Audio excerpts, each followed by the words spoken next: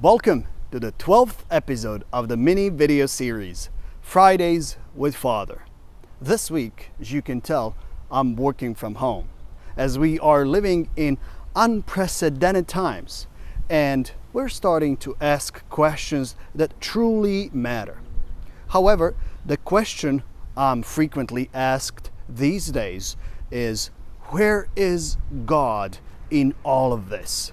Why doesn't He stop pandemic? Or better yet, why doesn't He put an end to all evil in the world?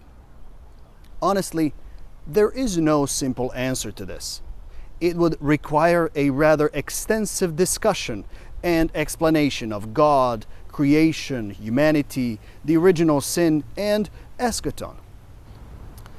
The times we live in now are not easy. But if we look back in history, we will see that pandemics are not something new. We know that aside from man-made disasters such as wars and persecutions, we have always had plagues and many other natural disasters.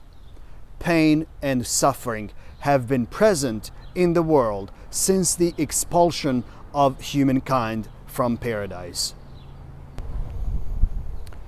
In order for us to get some understanding of this topic, let's analyze a few examples of a personal struggle that we find in the scriptures. The most common example of personal suffering in the Old Testament is found in the book of Job. We know this individual as the righteous Job, who suffers for no reason whatsoever. He didn't do anything wrong. However, in one day, he loses everything: his wealth, his servants, and all 10 of his children. He suffers greatly and he is afflicted. His friends then approach him with different explanations that are commonly accepted in this day and age. The first friend says to Job, "You are the one who always comforted others. If you can't comfort yourself now, that means that you never truly identified with those who were suffering in the first place."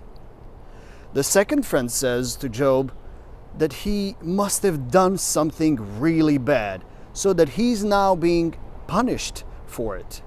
The third says that his children died at no fault of Job whatsoever. And the fourth friend, the one who probably represents most of us, says, "It can always be worse. Just make the best out of it." In the end, it did get worse when Job himself got afflicted with a terrible disease.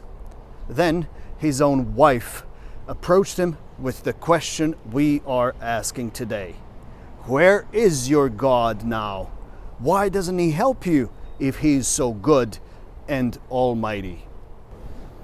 While the book of Job, in the end, does not give us a clear answer as to why he is suffering, it certainly gives us an example to follow. Job's approach is that his God has nothing to do with his struggles. If He had, He would not be a loving father, but rather a controlling parent. Job laments the injustice, but still blesses God in his prayers. If we follow Job's example, we should not ascribe our sufferings to God either.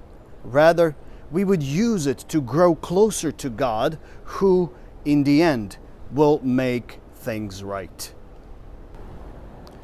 Another example of a personal struggle is found in the New Testament in the Gospel of John. In chapter 9, we read about a young man who was born blind. Upon meeting him, Jesus restores his sight. The people then asked a straightforward question: who sinned so that this man was born blind, him or his parents?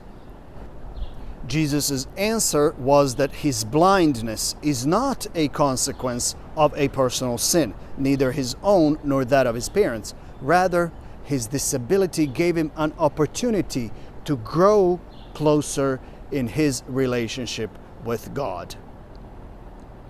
Jesus rejects this understanding and common assumption in the Old Testament, and to a certain extent today, that all troubles and maladies are consequences of personal sin.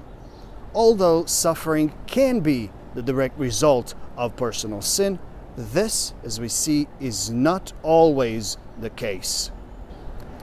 The biblical understanding of evil in general is caused by the original sin, where creation turned against the Creator. We see that it is not only humankind that is suffering. The animals are suffering, the earth is suffering, the whole creation is suffering as a result of the original sin. However, on a personal level, just as seen in the example of the righteous Job and the man born blind, our struggles give us an opportunity to improve our relationship with God. Once this is accomplished, then our own suffering will be much easier to deal with. Finally, what good can we expect when we see that even our Lord Jesus himself suffered greatly? Following his example, we take up our own cross. We walk with him up to Golgotha. We suffer and we die with him.